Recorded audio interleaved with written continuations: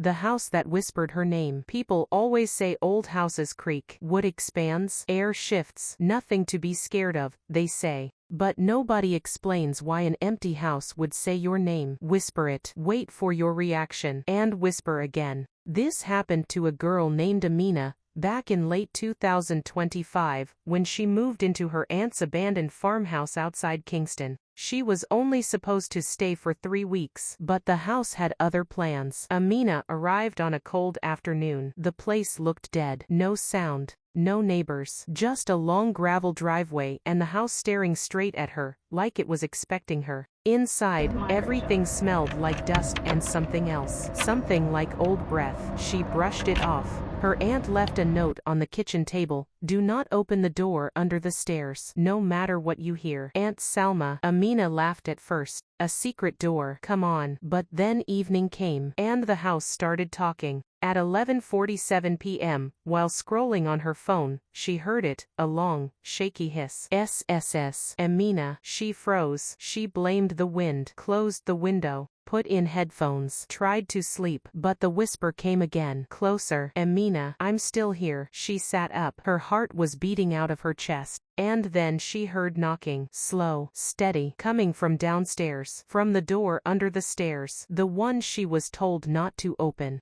The knocking stopped the moment she stepped onto the first floor. The silence was so heavy, it felt like the house was holding its breath. She approached the small stair closet door. No sound now. Nothing. She bent down, pressed her ear against it. Nothing. She whispered, hello. And something whispered back, come see. She ran back upstairs, and locked her bedroom door. The next morning, sunlight made her feel stupid. Maybe she was overtired. Maybe it was the house settling. She decided to stay busy, clean the attic, open some windows, and shake off the fear. In the attic, she found something strange, a row of old Polaroid photos pinned on a rope. All of them were blurry, except one. A picture of the understairs door, taken from inside the house. But the worst part, her name was scratched into the bottom corner. Mina. Her hands began to shake. Someone took this. Someone wrote her name. And someone left it for her to find. Night came again.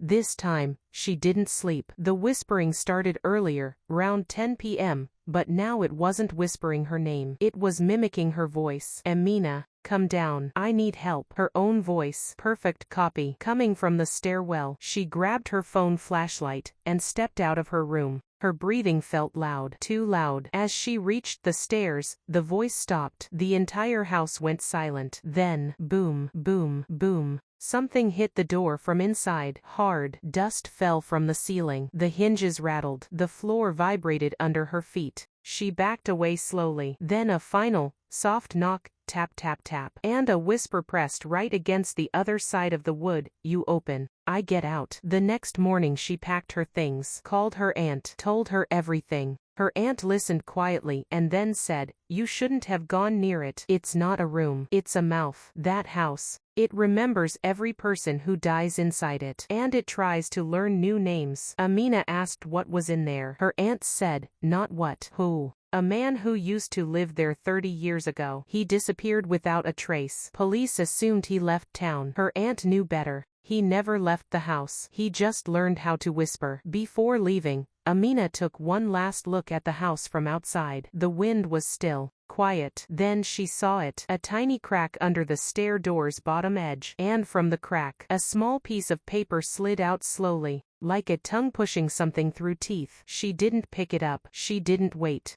She got in the car and drove until the house disappeared in the rear view. Her aunt later texted her a picture. The paper she refused to pick up. It said, come back. I know your name now. And the house has been whispering it ever since.